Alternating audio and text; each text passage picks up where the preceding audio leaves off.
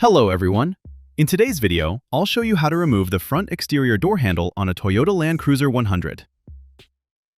Before we can remove the door handle, we first need to take off the front door panel.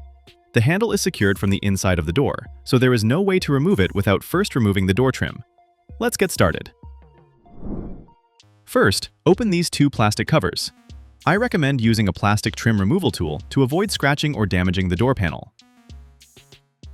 Once the covers are removed, use a screwdriver or an impact driver to remove the two screws underneath.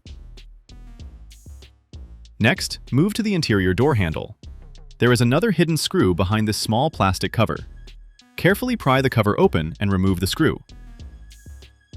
Now we'll move to the side of the door panel. Here you'll find several plastic retaining clips.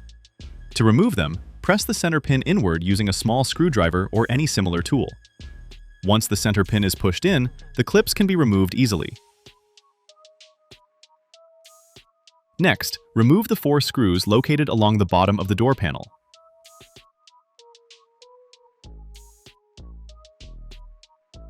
After that, remove the plastic trim around the interior door handle.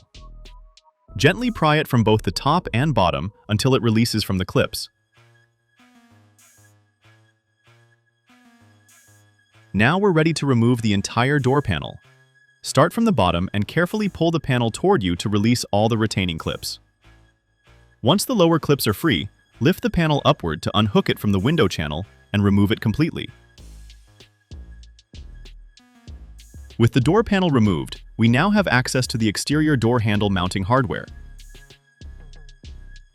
You'll also need to release the plastic guide clip by gently prying it with a flathead screwdriver. Remove the 2 mounting bolts, one on each side of the handle. Once that's done, the exterior door handle can be removed easily.